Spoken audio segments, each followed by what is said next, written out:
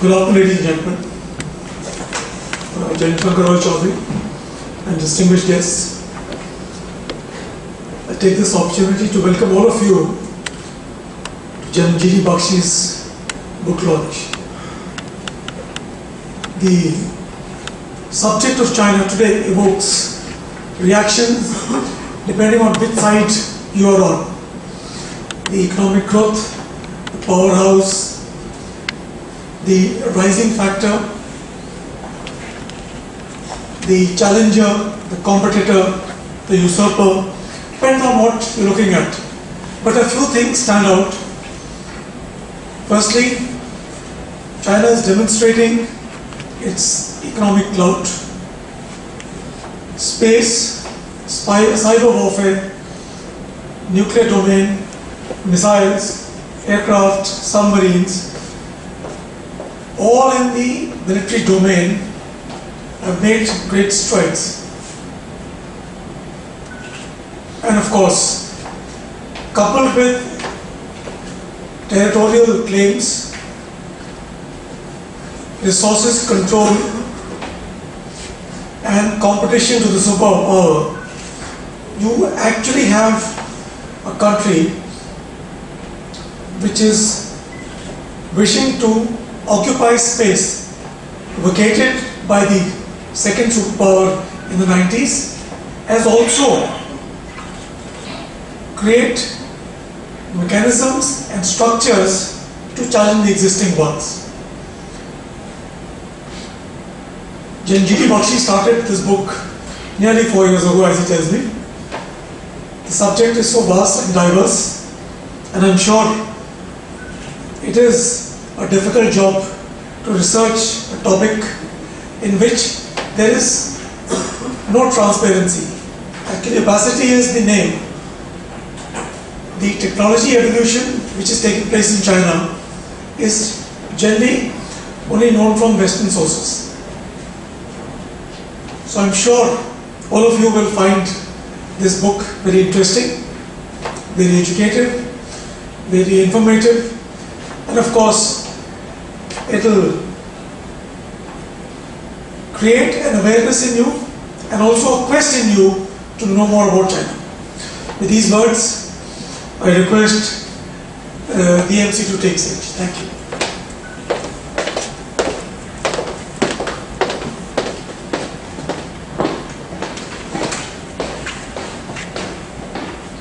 The author of the book, Major General G.D. Bakshi, SM, VSM, was commissioned into the Jammu and Kashmir Rifles and has seen combat in various theatres in his long and illustrious military career.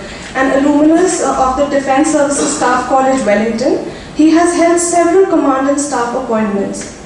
He commanded the Counter-Insurgency Force Romeo and a Rashtriya Rifle sector in Jammu and Kashmir. He served twice in the Military Operations Directorate and was the first BGS at Headquarters Northern Command. General Bakshi was an instructor at the IMA, DSSC and the NDC.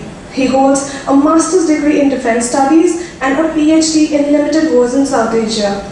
Currently, he is the editor of the Indian Military Review and a senior security advisor with the leading Indian multinational corporate group. He has over 30 books and 200 papers to his credit. I request General Bakshi to kindly present the book.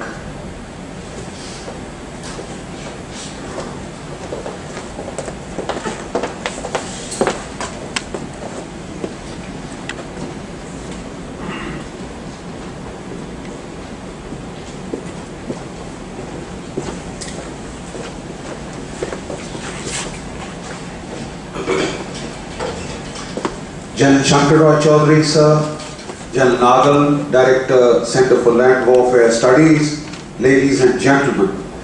I started my career in the year of the Lord 1971 when the Bangladesh war had just started, and we were commissioned about 1 month before our scheduled date, so that as cannon fodder we would fill the ranks of those going into Bangladesh. Most of us got off Siliguri into action. A little later, I had to head for the Chinese border, that is on Chola Pass. And I started my service as a young lieutenant commanding the Garh picket, which is the forwardmost post on the McMahon line in the Chola Pass, and 800 meters from me was a Chinese post called Kambarakalia. And my sole job was to watch them from morning till night. And I used to be with a binocular glued onto those people. So that's how we started, and every morning we used to start with songs in Chinese being broadcast on 12 loudspeakers, and then propaganda broadcasts in highly Sanskritized Hindi. And then when they would finish, then our 8 loudspeakers on my post would start propaganda broadcasts in Chinese and songs in Hindi. So that's how one began life with China very much in the frame. China, ladies and gentlemen, is the elephant in the room. And I think it would be an understatement to say that China concerns us all. Whether it is the United States, whether it is Japan, Vietnam, Australia, all of us are extremely, extremely worried about the rise of an increasingly menacing China. So without much ado, I'll go into the structure of the book. This is divided into 13 chapters. And this is quite deliberate, the number of chapters, because Sun Tzu's The Art of War has 13 chapters. So if you are paying back China in your own coin, you must have at least 13 chapters. So apart from the introductory ones, I have tried to place the whole issue in its perspective in the first chapter by the rise of Asia. Please don't forget that the most significant geopolitical factor in recent history is the rise of India and China. At one point in history, in the 16th, 17th century, India and China between them were producing 40% each of the world's GDP. This is before we missed the bus in the Industrial Revolution. The pendulum is swinging back to Asia. Out of 9 nuclear powers in the world, 6 are on the continent of Asia. And the world's largest economy in PPP terms now is China, and India is coming very close, a third, and Japan is the 4th largest economy. So this is the significance of Asia, the Asia Pacific, and all future titanic struggles of the world will take place here.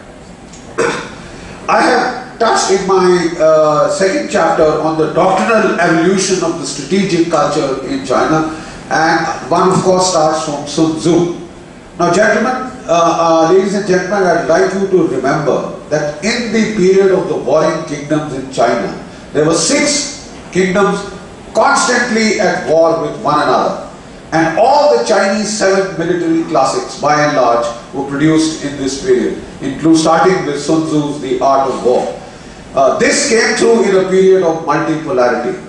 The Chinese General Staff has today produced huge studies of this period because it was a period of multipolar equation, and that is what the world is heading for. So they say that the lessons of that past are extremely relevant to us today. Incidentally, in the time of the Mauryas, when Chanakya was working on the Arthashastra, we had 16 Mahajanapadas in India, forever at war with one another. And most of our military writings, starting with the Arthashastra, have also come in this period of multipolarity. And that is the commonality of context between then and now. The most important chapter in this book is the 4th chapter, and this is an analysis of the Chinese Communist forces in action, an appraisal of the PLA's demonstrated combat performance since 1949.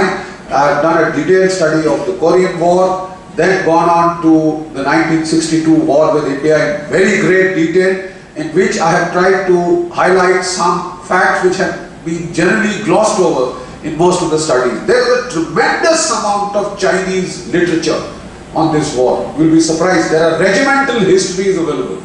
And it is such a sad thing that we in this country haven't brought those books over, haven't translated them, and haven't seen the Chinese side in very great detail. And one of the things that strikes you is that despite the fact that we did not have roads, despite the fact that we had built zilch infrastructure, and we had just pushed our troops forward to put a small line of posts, to show our token presence and fly the flag and prevent Chinese encroachment. You see, the fact is we may still have pulled it off if we had used air power in an offensive role. For God's sake, at that point in time, there were huge stories that the Chinese will bomb Delhi, Calcutta, every known Indian city to rubble. That was pure poppycock. The Chinese could have at best deployed 2 squadrons in Tibet, one of MiG-19, one of IL-28s. And they could have at best delivered about 200 tons per day of military explosives. And even then, the takeoff weights of those were far, far lower. India could have deployed 14 squadrons. Hunter, Tufanis, vampires, Nats, etc., all inclusive. 14 squadrons.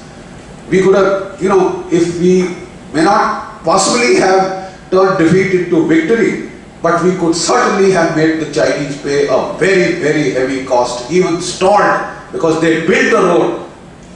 Once they crossed the Nyanga Chu and they took the whole of the heights overlooking Tawang and they captured Tawang, they took almost a month to build the road. That entire effort could have been disrupted. Their artillery built up of 5 regiments worth of artillery could have been stopped. The Battle of Sela may not have occurred. I mean, that is one of the things in this that I would request military historians to definitely take a second look. Don't forget that we had perfected in the Second World War our so-called air-land battle concepts of admin boxes. If you are bypassed, the Chitits were supplied entirely by the air. So was the garrisons at Imphal and Kohima. So we could have pulled it off with air power, provided we had used air power in an offensive role. History would possibly have been different and we would have suffered the humiliating defeat that we were forced to swallow. I have covered the engagements on the Sino-Russian border. I have covered, of course, the skirmishes with Taiwan. Those are a precursor of things to come now. And then, of course, the war with Vietnam has very, very, very critical lessons for us. And I have been able to lay hands on some material which is not available otherwise. So that war is one that we must study in very great detail. In chapters 4, 5, and 6 and 7, 5, 6 and 7, then I cover the PLA ground forces and I have done an Indo-centric analysis of what the Chinese can deploy against us. I have taken a closer look at the formation that can come against us, including the RRFs. Then I have studied the PLA Air Force and its modernization. And let me tell you, the most worrisome fact for us is the way the air power equation is rapidly changing to our disadvantage. If we don't wake up here, the current RMA in the world is based on air power. And this is one place where, though the Chinese had a quantitative edge, qualitatively we always had the edge over them. We are fast losing out this edge if we have not lost it already. And as the Air Force squadron strength is dwindling down, we are heading for a disaster if we don't arrest this downslide. We don't arrest this downslide, you would be extremely embarrassed once again. The PLA Navy, in fact, the bulk of the Chinese modernization efforts are focused on the PLAF and the PLAN, the PLA Navy. We shall cover that a little bit in detail. I have then taken a look at the Chinese strategic nuclear forces, their 2nd Artillery Corps, and how very insidiously their doctrine of no first use, they seem to be resigning back from it bit by bit. That is another thing that we should take a look at. They say that, if the war takes place on Chinese soil, there is no first use guarantee given. But that is Chinese soil already. So if any fighting takes place in Tibet, they are quite free to use nuclear weapons. If any fighting takes place in Arunachal Place and the disputed areas of Ladakh, which they deem Chinese territory, they are free to use nuclear weapons. They are not impeded by the no first use pledge. Then, of course, I have taken a look at the Chinese military-industrial complex. We certainly have lessons to learn there. And their weakness also is the same as ours. A failure to produce jet engines, a failure to produce ship engines, a failure to produce tank engines. But they have been very smart. When the Soviet Union was collapsing and we were desperately shopping for spare parts, that is the time the Chinese were body shopping for Russian, Ukrainian and other aircraft designers, scientists and technicians. And they took them all away. And Ambassador Ronan Sen told us in one of the lectures in the IDSA that is the time the Indian Armed Forces also said we would also like to get some of these people over to our side. I mean, you know, hire them. So they went and asked, and the Russians asked quite obviously a very nice sounding price. The Chinese were prepared to pay, but in our country, the note came, how can somebody be paid more than the cabinet secretary? And therefore we didn't get any of the Russian out-of-job designers and aircraft designers and scientists, and we lost that opportunity. I have then taken a look at the Chinese fault lines. What are China's vulnerabilities? The primary ones are Xinjiang, Tibet, and of course Inner Mongolia. The Chinese have crushed that descent. I mean, they have crushed it out for the time being. But you can see the restiveness on the rise in Xinjiang, and you can see terrorism spreading from there into mainland China. You have heard of the attack in which on the railway station they attacked people with knives and injured about 70 odd people on there. So it is on the rise. What happens in Tibet will have a strong impact on Indo-Chinese relations. Whether we fight or otherwise would largely be a subset of what is the internal security scenario in Tibet and Xinjiang. Having done this, the crux of this book is in its chapter 11 and 12, wherein I have examined the alternative futures of the Chinese economy. Whether China will fight or otherwise will be a direct outgrowth of what will be the state of the Chinese economy. Will it, it has been going at 10% rates of growth, blistering rates of growth.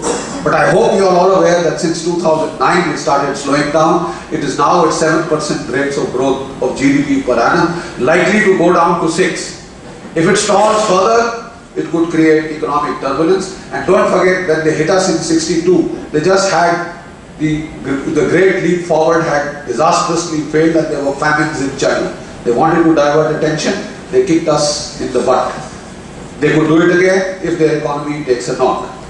So that is, I will go into that in some detail, and then with that as a backdrop, what are the alternative military futures? Because that is what a net assessment is all about. What could happen in the future? Will India and China fight? Some experts say it's not a question of if, it's a question of when. It's not a question of if, it's a question of when, and that depends on the economic scenarios and the internal security scenarios, and that's how it could happen. And then of course are the policy recommendations that one has tried to add. Now some salient aspects of the book. It's about 380 pages, so I can't cover the whole lot, but I'll just flag some key issues for discussion hopefully at the end of it. Now the Maoist era had placed inordinate levels of emphasis on man over machine, highly motivated manpower. They had a youth bulge like we are having today. They had a youth bulge in China. They had no shortage of young men. And those motivated young men have given the Americans, the Russians, and everybody a run for their money. Right? The PLA, the Chinese PLA, immediately after the Korean War, around the Korean War, was 4.2 billion men. It was the largest army possibly in the history of the world. Right? And from 1990 onwards, however, especially after the first Gulf War, the Chinese felt they were lagging behind badly in military technology, and they made a serious attempt to catch up by infusions of Russian technology. The effort was intensified after the 1995 crisis in Taiwan. Don't forget, they had started firing missiles over the Taiwan Strait to intimidate and influence the elections that were taking place in Taiwan. That is the time the Americans sent 2 carrier battle groups, and the Chinese were forced to back off. But they vowed that they would never do it again. And recently, in 2009, they feel they have the antidote to the American carrier battle groups, and you have found suddenly a burst of aggression. The Chinese have begun to downsize in manpower terms and modernize its military. Donald Rumsfeld had started this downsizing mania in the United States Army. He carried it to such a level that when you start cutting your tail too close to the bone, it hurts. And you need boots on the ground. And the Americans were caught badly when they were found without adequate number of boots on the ground, firstly in Iraq and then later in Afghanistan, and then they had to carry out the surges to make up. But the Chinese have, you see, the good news is that the Chinese military educational complex, and I shall talk of that a little bit more in detail, is today comprised entirely of theoreticians. Just like we have the Army Education Corps, and no offense meant to my colleagues in the Army Education Corps, but some of us felt that they were neither military, they were neither civil. They were somewhere in that grey area in between. So that is what the entire corps of instructors in the Chinese army are not serving soldiers. They wear uniforms all right, but they are academics who have been getting their MSc, PhD degrees at regular intervals. They are all theory masters. I had gone to China with the NDC delegation, we had interacted with them, and I asked that senior colonel, how can you teach war without having taken part in a single operation? He was quite rattled. But then he tried to tell me, no, you see, we go there, we are sent to the formations for liaison, for this thing, for knowing the latest. I mean, when you get a lot of theory masters, that army is in trouble. Don't forget that the Red Army College of North Shaanxi, where Mao Zedong used to teach, where, Field Marshal Chu Te, Ho Leng, Meng De Hoi, they were great military names. They used to teach, they were great soldiers themselves. They had, from the age of 17 onwards, been fighting non-stop.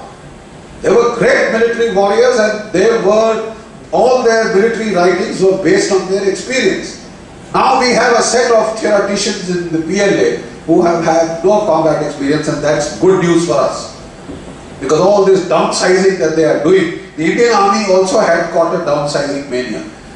Sometimes back when I was in the MO Directorate, I almost lost my job trying to resist the downsizing because I had just come out of J&K. And you see, a battalion may look like, oh, there are just so many flunkies and batmen flying around. You take that battalion to J&K and you see where the guys go. Every night when you have to send out hundreds of ambushes and patrols and the rest of it to block infiltration, the CO is hard put to, organize leave and courses, etc. for his battalion. So the downsizing mania is dangerous, and for God's sake, thankfully it went out of the Indian Army. It's not gone out of the Chinese Army. They are laying major emphasis on jointmanship and inter-service cooperation. Major focus on weeding out Korean War vintage obsolete equipment, and the primary emphasis on modernization is on the PLA Navy and the PLA Air Force over the ground forces. There is evidence of incipient civil-military conflict. There is evidence of, I say that with some bit of personal first-hand experience. When we had gone to China, and we were the guests of the National Defense University, we had lots of interactions there. Since the NDC team also has people from the Ministry of Foreign Affairs and the IAS and the IPS, we said we want a meeting with the Chinese Foreign Ministry. The PLA was very upset. They said, no, you are a military delegation. How can you meet our foreign ministry chaps? So I told them, look, this is a joint delegation. It's civil and military. We have IFS guys, and we would like to meet our IFS guys would like to meet your foreign ministry guy. Generally, they don't like to change any program, but then they finally agreed because it was in Beijing only. So we went and met the Chinese foreign ministry, and we were given a briefing. The Chinese senior colonel, who was our LO, he accompanied us, right? And while we had the briefing in the foreign ministry, like all foreign ministry, they were all sugar-coated, treacle and honey. They talked very sweet, very gentle, very nice. And we had a very stormy session at the NDU the previous day, which was quite a contrast with the one discussion that took place here.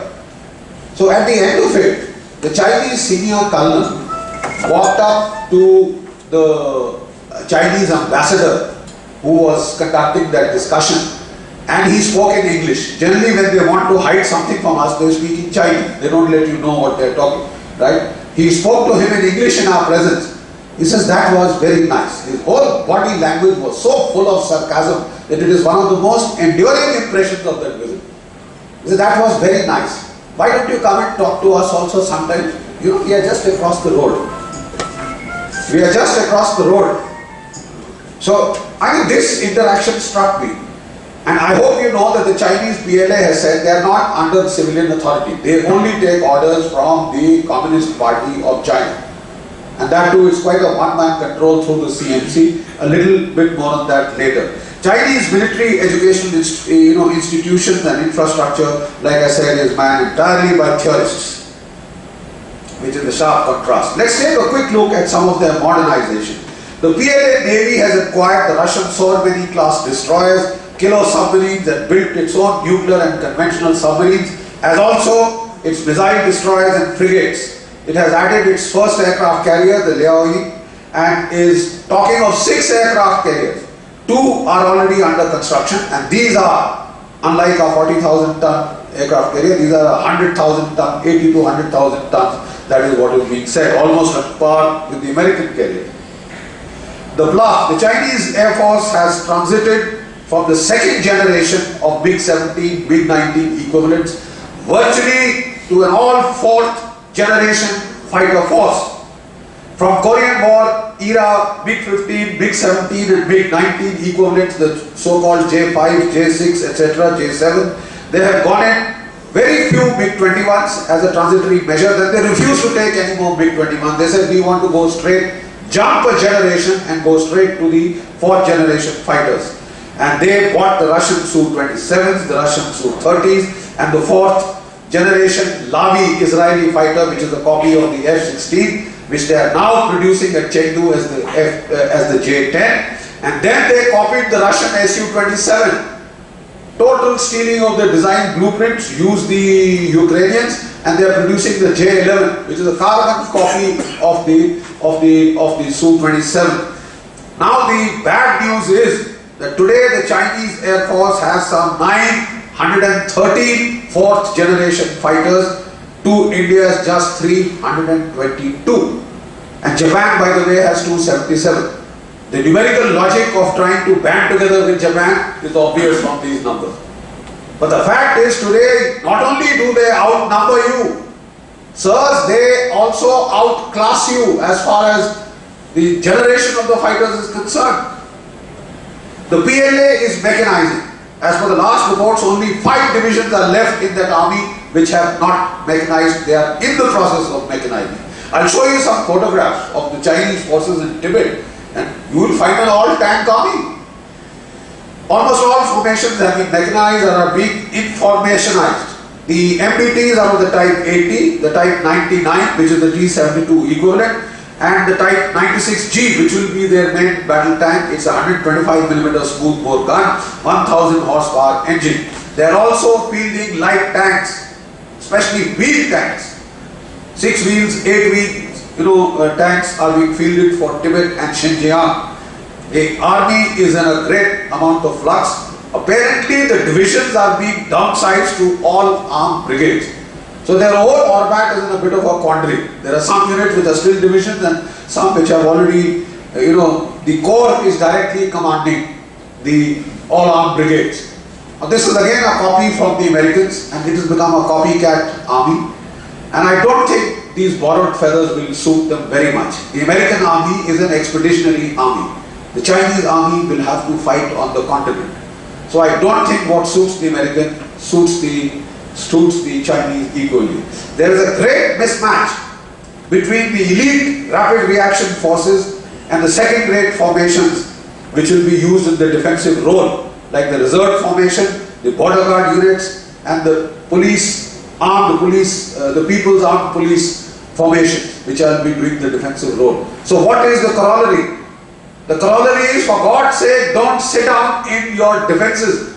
From the word go, you should have offensive plans to hit his second-rate formations, bring them to battle and chew them up, rather than tangling only with his RRFs, which will be in the offensive role. And all that very neat theories that we will, face a Chinese offensive, take 2-3 months to stall it, and then there will be the grand counter-attack after 4, 5, 6 months, is poppycock. You'll do nothing. If you haven't gone the first or the second day across, like a revolving door, I don't think you will be doing any offensive action at all. Take a look at the Chinese Air Force, and like I said, the most worrying thing for us is the Chinese Air Force. See their 4th generation fighters, the Su-27s, they have their AWACS, KJ-2000, the 200, you see, and you have the Su-27, the Su-30s, the J-10s, and the J-11s, and they are already developing their fifth generation fighters, J-20, and that is the stealth fighter, and its navalized version, the J-31. Take a look at their Sovereignty class destroyers and their long-running aircraft carrier. Like I said, 2 more are under construction, aircraft carriers, and they are planning for 6 as per the latest news. Take a look at their submarines. The first 2 are the nuclear submarines. There is the top one is the Shia class. The top one is the Shia class nuclear submarine, and the Type 94 ballistic missile submarine of the Jinn class. This is their latest. Then, of course, this is the one that came to Sri Lanka, and fortunately Rajapaksa is now out, so no more Song classes will come to Sri Lanka, hopefully, in the future. The Type 31 Ming class is the older one, now being phased out. They purchased, like us, 12 kilos from the Russians to stop the American carrier battle groups, and now you see they have copied this kilo and they have produced the Yuan class conventional submarine. Excellent at copying. No property rights, no intellectual property, etc. Worries them unduly. Take a look at the Chinese army in Tibet and Xinjiang. Just take a look at this, gentlemen. I'll show you a whole lot of this. Look at these mechanized columns going to the helicopters. You would think this is the Panzer Army Africa. Take a look at this. These are images from Tibet, by the way. And look at their artillery. You see? And a whole lot of it is mechanized and very interesting. This is a logistic support ASV, an armored vehicle, logistic support vehicle. Something that I don't think we have as yet. So, you see, the other thing is, take a look, this chart shows you the comparative defense expenditure of India and China. Somewhere around 2000, we were almost, this is in billions of dollars. Somewhere around 2000, we were almost the same. And now you just see the way the red bar is overtaking the blue bar. And this year, our defense budget is at $40 billion. The Chinese at $145 billion. This is, ladies and gentlemen, the official defense expenditure. If you count the R&D expenditure, the purchases made from Russia, $17 billion worth are not counted, and a whole lot of other heads in space research, which are not being shown over here. It could almost take you to the region of 180 to $200 billion. So the defense budget of China is 5 times actually your defense budget. And the pity is that we are refusing to go beyond this level. You just kindly see. The latest defense budget, incidentally, is precisely what was forecast in the 13th Finance Commission. They had said, they had laid down that your defense budget as a percentage of the GDP will be brought from 2% to 1.85% to 1.75% this time. When your threats are supposed to be rising up, and how in tarnation the Finance Commission is competent to make judgments on what weapons we should have or otherwise, I do not know. But the fact is, what they say goes. What they said in 2009, despite all the crime by our chiefs, despite the letters being written by General VK Singh that we don't have ammunition, that we haven't had a medium gun to replace the Bofors for 27 years, that our fighter fleet is dwindling, that our air defense inventory is 60s and 70s vintage, that our helicopters are going to fall out of the skies, we have had no increase whatsoever in our capital budget. We are merely going along to what the bureaucrats of the finance ministry decided, and that's what it is. That means we are not capable of reacting to sudden changes in the environment.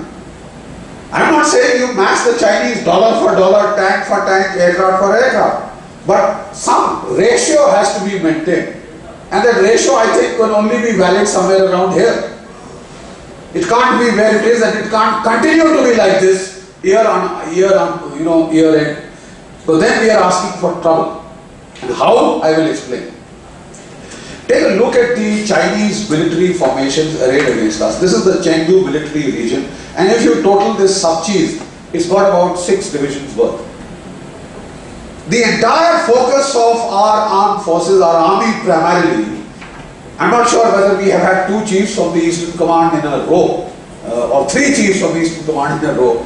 But we are all focused on Tawang and Arunachal Pradesh. Our strike corps, our 2 additional divisions have been raised for there.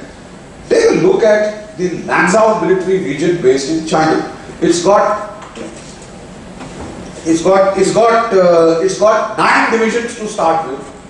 And if you see the orbit of airfields opposite us, it is really frightening. This is the only place, Jammu and Kashmir, where Pakistan and China can do it to you together. And yet, I thought you need a strike corps for this region to take care of them both. You need to expand your mechanized force presence in this region. Because the Chinese, like I just showed you, have 4 Highland Motorized Infantry Division, 6 Highland Motorized, 8 Infantry Division, 11 Mechanized Infantry Division, 12 Armored Division. This is the kind of lineup that they have against you. So, I thought this is make an uproar in the east, strike in the west is most beautifully illustrated here. Chinese military doctrine has become very aggressive. Now what I want you to understand is that till 2009 the Chinese were going, hide your capabilities, bide your time. We need a peaceful periphery. Suddenly everything changed in 2009. Why? They suddenly started getting aggressive with us, with Japan, with Vietnam, with Philippines, any commerce. And they were getting assertive. Why? Because in 2009, the Chinese had perfected their Dongfeng 21D aircraft carrier killer missile, 2,000 to 3,000 kilometer range, and these could target American aircraft carriers coming for any intervention in Asia. And the other thing that I would like you to remember is that in 2009, till 2009, all military exercises in China were directed against Taiwan and they were assault amphibious crossings.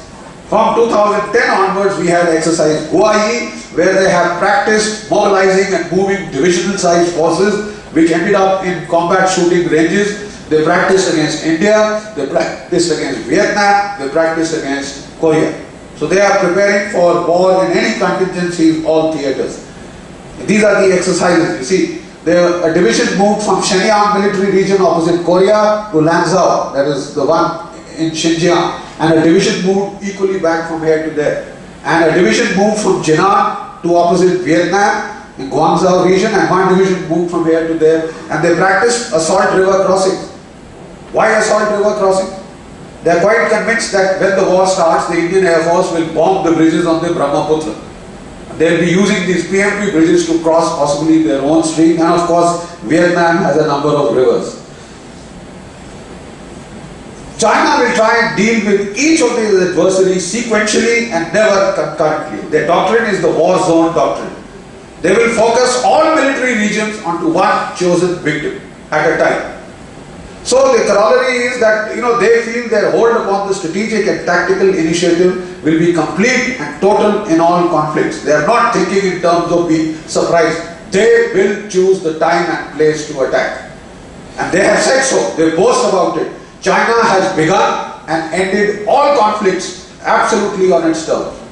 They have started taking the decision when to intervene in Korea, in Vietnam against India, and they ended it when they wanted it.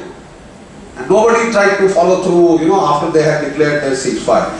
So the only way to stymie the Chinese design is for the defender to seize the initiative. Look, if there is a big mismatch in technology between the RRFs and your second-rate forces like the reserve, the PAP, the water defense regiment, bring them to battle. Why are you waiting to be hit and conform to his plan? So we have to go a lot more offensive, more of that in this thing. I'll quickly try and get you to the Chinese economy. I said it has come down from 10% to 7%, likely to go down to 6% and below. So one school of thought is so hot. The Indian economy is inching up to 6%, and if we feel we are doing well, what's wrong with the Chinese economy doing 6%? The point at issue is in 2009, when the global financial crisis hit them, they pumped huge amount of monies into their infrastructure, huge loans they gave. So today you have buildings, offices, nobody to occupy them. The loans are not getting paid, and the payback time has started now. This year, next year, the Chinese economy is going to show signs of trouble. If that trouble they can manage, nothing like it. If they can't, we should be prepared. Now, these are three economic scenarios. I'll quickly finish them. And one, ladies and gentlemen, I hope you know that as we live and talk today, there is an economic war going on. There is an economic war going on between Russia, United States and China.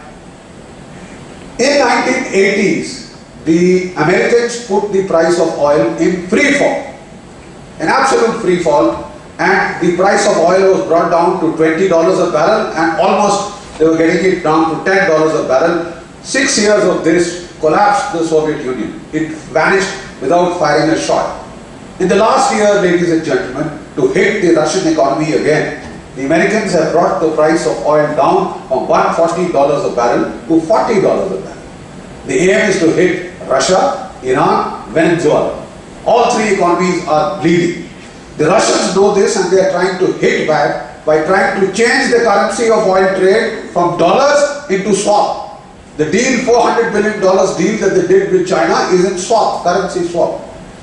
If they are able to change this currency, the United States economy will take a big hit, because the most indebted economy in the world is the American, but because the dollar is the global reserve currency, they just have to print notes. That is the basis of their military expansion and the money they are spending on their military. If the dollar reserve currency status is hit, the American economy is finished. They are fighting a war almost to the finish, and Russia and China are now trying to combine. And what the people are saying is, precisely this had happened before World War II, when the Americans had put a similar squeeze on the Japanese economy. The Japanese decided to go down fighting and hit the Americans in Pearl Harbor. So, is Putin deciding to go down fighting? I wouldn't be too surprised. And you will find sudden changes. We are seeing a very peaceful atmosphere, and you could find all hell breaking loose all of a sudden. If the Chinese economy stalls, you know, this is the Mei Shiping is one of the Chinese great experts of the Chinese economy. He says when an aircraft goes, if it slows down beyond a certain speed, it will suddenly stop. It has to keep flying at a certain speed, especially if it is a big aircraft, to stay afloat. So he said if the Chinese economy comes below 6% growth of GDP, it could stall. Even though it's not a low rate of growth, the fact is that it was going at a particular speed. And it could stall. And if it stalls, there are chances of conflict. If the economic warfare goes out of hand, there are chances of conflict. And if, let's say, there is no conflict and the Chinese economy keeps growing at 7% per annum, if you see the Chinese writing, he talks that we will complete our military build-up by 2025, 2030. And one Chinese general, I'll show you his blueprint, has worked out a plan of how to start with Taiwan, switch to Vietnam, then switch to India, then switch to Japan, and then finally take on Inner Mongolia and the Russians. He's got a blueprint for the next 30-40 years already worked out. Conflict scenario. China is in a two-front situation. There is the Western war zone where he will, where he fights with us, with India, and there is the Eastern war zone where he fights either with Japan or with Taiwan or with Vietnam. Where is he likely to fight? You see, he can't do both. This is the two-front scenario, and especially with the downsizing of the Chinese army, he's not in a position to fight both. So will he choose us, or will he choose either Taiwan or the others to start first? As far as his plans are concerned, he's got them both lined up. I could discuss this more in the Q&A session. But what is happening is that the Chinese key economic centers are along the coast. He's more worried about them. His KRA lies there. India cannot hit the Chinese mainland. You have to go through Tibet, if you go into a bit into Xinjiang, you're just entering the outline. So his core result area is there. But yet, when you go into history, all strong countries that were in a two-front situation, Germany and Russia, actually you will find all of these, the tendency of Germany was to choose the weaker side first, hit them, and then face the main enemy. So that's where you figure it.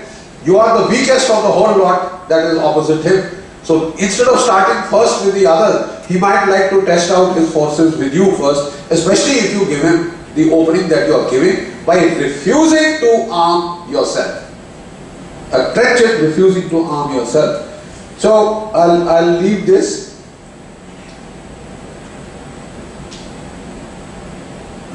A Chinese Major General, he has written 6 wars China is sure to fight.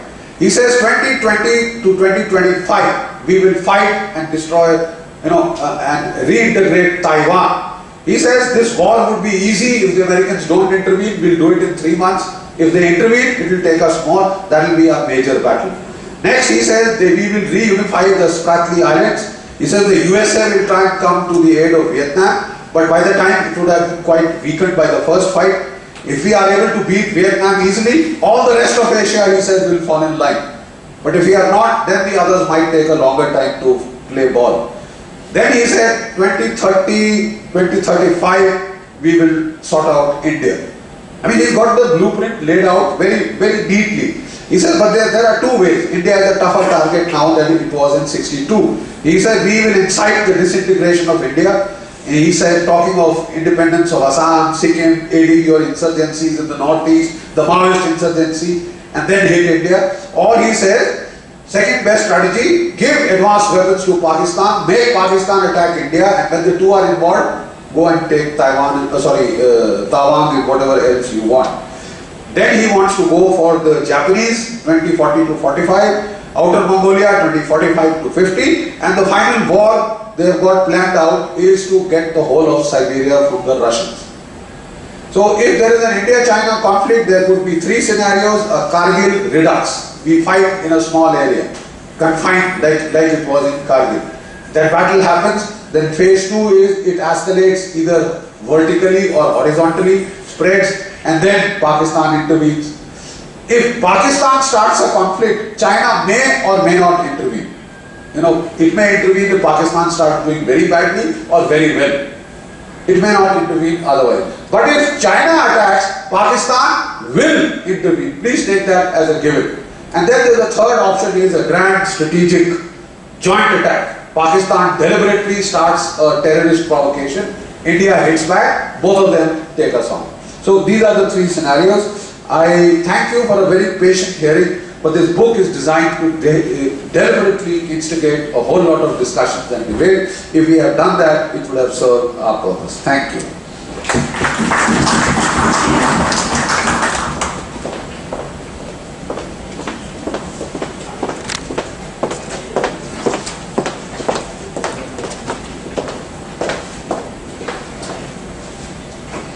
Thank you, sir. To discuss the book, we have amidst us Colonel R.S.N. Singh. Colonel R.S.N. Singh is a former military intelligence officer who later served in the Research and Analysis Wing. He is an alumnus of the Rashtriya Indian Military College and the National Defence Academy. He was commissioned into the Indian Army in the Bihar Regiment in '82. He is also a graduate of Defence Services Staff College, Wellington. Colonel R.S.N. Singh is the author of the books Asian Strategic and Military Perspective, The Military Factor in Pakistan, and The Unmaking of Nepal. May I request Colonel R.S.N. Singh to kindly review the book.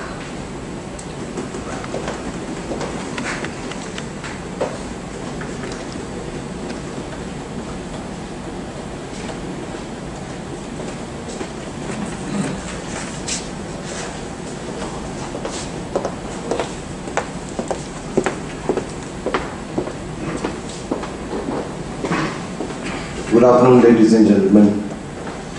He's already given you, the entire layout of the book, and you are an erudite audience here. I am nobody to tell you how to read a book, but when I read this book, I paused, I reflected, and I compared. And few salient points I would like you to reflect with me. The first is, that he in his book, somewhere in the initial chapters, he mentions about the rise of Asia.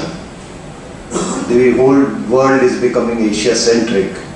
6 out of 9 nuclear powers, 6 out of 7 global economies.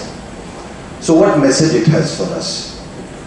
The message is that it is high time we shed our colonial orientation and look towards Asia. In that, China has outscored us. As he has brought out in his book, that trade with India's neighbors is 4 times than that the trade of ours. So the Chinese do not carry that colonial baggage and that baggage of English language, and I think it is to some measure it is advantages. You could argue it could be disadvantages also. The second thing he has brought about is about how Deng and how they read the writing on the wall and embarked on this liberalization policy, the benefits of which they are reaping. Now my question is that why did it take us 10 to 15 years to realize that we also have to embark on the same course? And if Mr. Narasimha Rao wasn't there, maybe it would have taken us much longer. And the communists who are beholden to China, they were up in arms against Narasimha Rao for liberalizing the economy, but they never said a word about China. So do we have saboteurs within our polity? Now this is for you to reflect. The third thing he says, about pivot of Asia. Now pivot of Asia, as he has brought out, that 50% of the submarines, 60% of the submarines and 50% of the aircraft carriers are going to be stationed in the Asia Pacific region. Now with all that alignment with Vietnam, Australia and South Korea, Japan, it's a massive provocation. It is a massive provocation, and it is, if you see the kind of threat perception that lies in the western part of, the eastern part of China, and yet the USA has a $500 billion business with China. So sir, there is a message in it, and probably this message is that let's not be bogged down by this border dispute. We can, who's stopping us? Nothing should stop us from doing this business. About this weapons program as a result of the Gulf War, you said about Su-27, Su-30, Soleimani class destroyers, nuclear submarines, aircraft carrier. Now, they sourced it from the same source from which we overwhelmingly sourced, and that is Russia. Now, you have also said, and we all know that they have also been supplying, their, weapons and armaments to Pakistan. Now, the Western countries, or for that reason any arms manufacturer, will sell it to anybody and everybody. There are no, moral inhibitions. But should we, we haven't foreclosed our options, but we should not foreclose any of our options, and especially with regard to Russia. The other thing is this peaceful rise of China. You have said, and sir, I would like the audience to reflect. That period from 79 to 85, they hid their capabilities as out of conscious design. They talked continuously about peaceful rise. That is the time, when the economy started booming. And then finally they embarked on this modernization process. Now, I don't know, don't you think there is a case for India? And I've heard the National Security Advisor saying that, you grow at 9% and most of your, problems will be over. Security problems. Now I don't know whether he's right or that I leave it to you, but it's nevertheless it's a very logical thought process, because remember, without money you can't do anything. Now what comes first and which follows, that is a debatable point. The other thing is carried out very interesting comparisons he has given about consumption of iron, steel and cement and almost 50% of the world's consumption is by China, so that itself is an indicator. And we fall way behind. If I remember the figures for for cement, it is something like 2,500 tons for China, and we are consuming about 800 million tons. So that is the difference. Now, about sir has mentioned about these rare metals. Deng had in early 80s, he had said that we will control 100% of the world's rare materials, and these rare materials, lithium, cadmium, I am forgetting some of these, which are used for your electronic industry. And today they are controlling about 85%. Now, out of that 15%, a substantial amount is in India. But the Maoists have not allowed you to mine these. These are all in Maoist infested areas. He has also given conflict scenarios about the Eastern War Zone and the Western War Zone. Now, I don't know. I mean, when talking about Eastern War Zone and Western War Zone. In the Western War Zone, I told you what is the kind of presence, that is 60% of the American naval fleet is going to be the Western War Zone. But they also say, and he has brought out in his book, they also say that this unprecedented economic rise of the Asia-Pacific region could not have been possible without the stability provided by the United States of America. And to that extent, I think I have a sneaking suspicion that the Chinese are also, in heart of hearts, not very much against this, this overwhelming presence of the Americans. Because remember, if this stability was not there in the Asia-Pacific region, they would have also not, progressed the way they have done. Then he has spoken about various conflict scenarios and timelines. Sir, I've read those timelines, but there are very many imponderables. Nobody knows what is going to happen tomorrow. And but definitely one thing is there, that the world is moving from from unipolarity to multipolarity, and that is what so in Sundu's era you said world was the area was multipolar, so his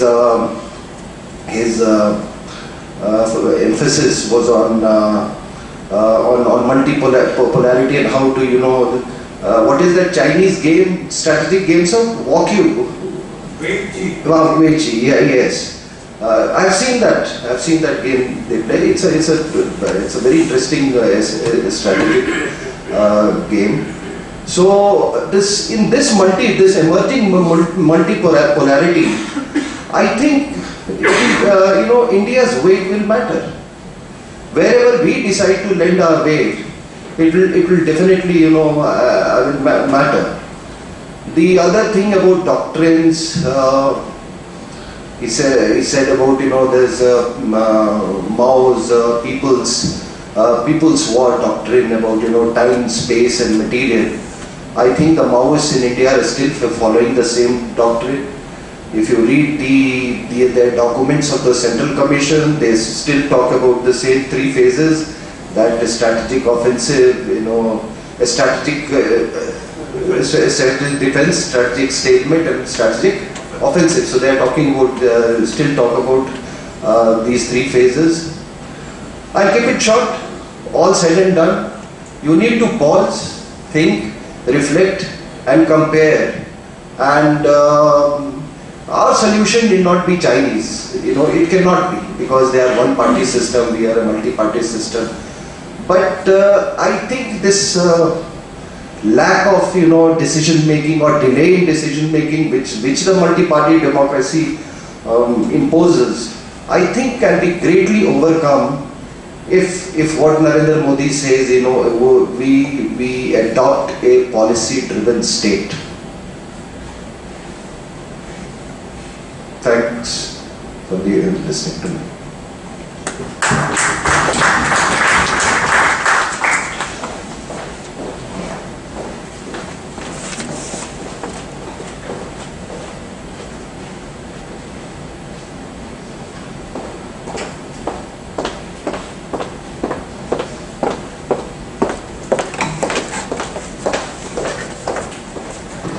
Thank you, sir.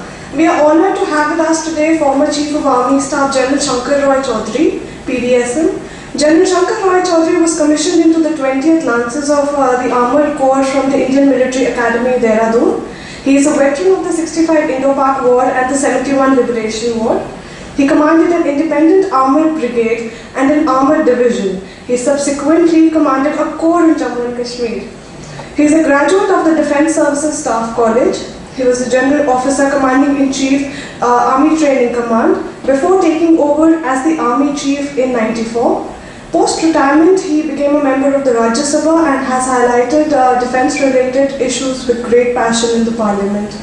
I request General Shankar Roy Chaudhary to kindly release the book.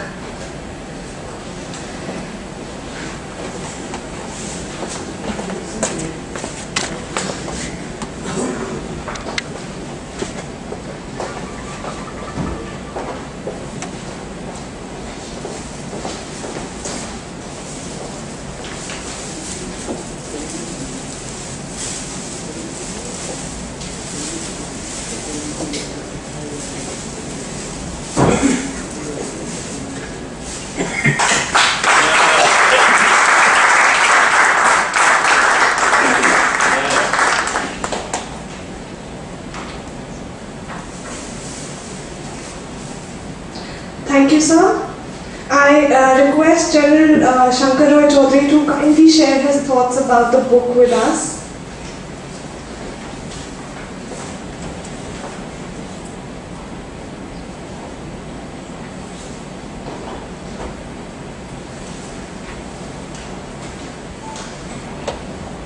Well, before sharing my thoughts about the book, the reason why I am present here today is because General G.D. Bakshi spoke to me a few days ago. I was coming to Delhi for the Chief's Conclave that was held yesterday. So he asked me if I would be good enough to release this book, and of course I agreed readily. The reason being that my acquaintance goes back a long way, and General Bakshi was one of my platoon commanders when I was a battalion commander in the Indian Military Academy, and we know each other for a long time. So when he rang me and said, "Sir, could you do?" I said, "Certainly, I'm in Delhi, so I will extend my." I was supposed to leave today, so I extended my stay here, and I have great pleasure. I have great pleasure in releasing this book, which he has taken great pains. I believe he told. I believe it. He took 4 years to write this book. I can believe it, because I haven't had time to really go through the book. But I have, as people do, I've scanned the book. I've read excerpts, and he's done an excellent job of it. Now, the question before us all is today, at this day and in this time, in this day and age.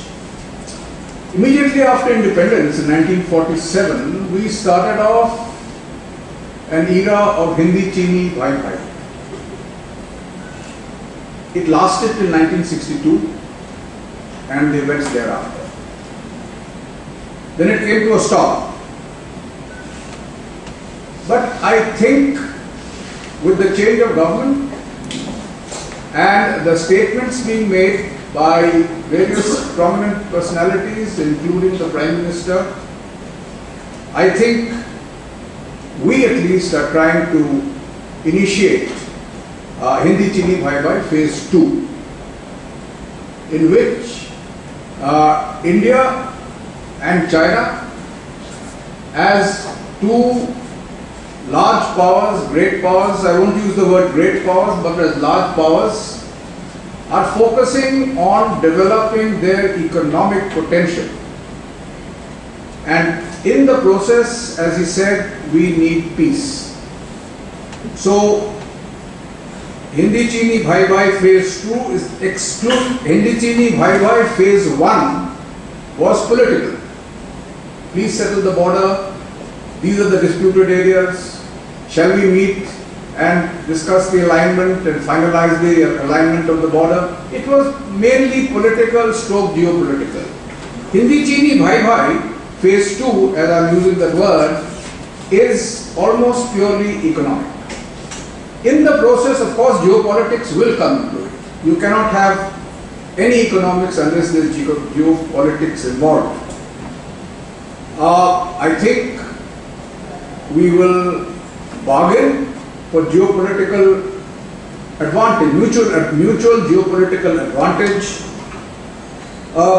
As far as the integrity of India is concerned, we are obsessed with what happened in 1962. For 1962, we must all understand in the perspective of history. We, at least my generation, many of us were in 1962 as majors and captains. We were company commanders and squadron commanders, so we've seen it, but we saw it at a microscopic level, at a mini microscopic level.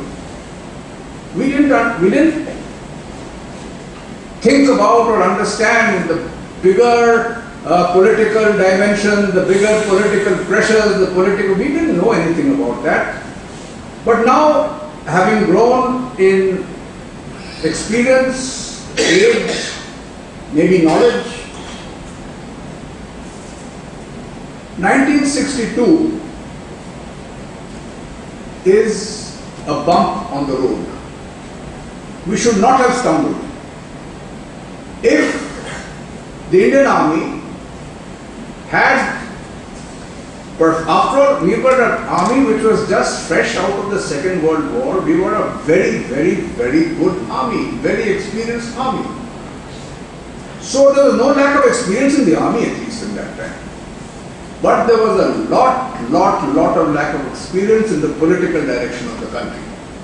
And since the military always is directed by the political authority in the country, certain, I would say, wrong decisions were made without having note to the military realities. The military realities were pointed out by one of our, I would say, greatest professional soldiers, the late General Thimayan. He pointed it out. But it was not the political doctrine to follow the advice of the distinguished soldier we had at that time. Had we followed that, this disaster at Sela, etc., would not have happened. It is because at the functional level, the Indian Army was at that time magnificent, and it still is. Anyway, that is water under the bridge. And while we study China's military power, a lot of details have been provided in the book. As I said, I haven't had occasion to go into it in great detail. But the basic lesson we must take away from it, we must not get overawed by it. Yes, China, what is China? China is a neighbor. It's a big neighbor. Neighbors usually have fault lines.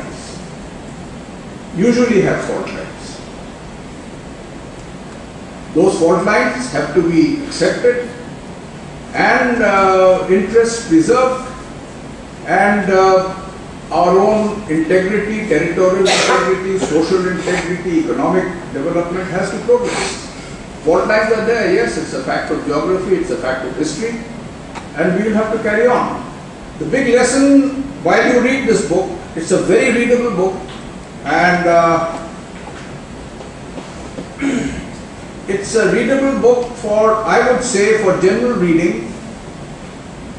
It's a very readable book for the people who are influenced by geopolitics, which is becoming a very, very widespread theme of study by many people in this country. So this will be a great input for that. And I read parts of it, I intend reading the rest. And I wish my friend G.D. Bakshi all the best in his future endeavors. He's kept on writing, he's written many books. I'm sure he will write more in future also.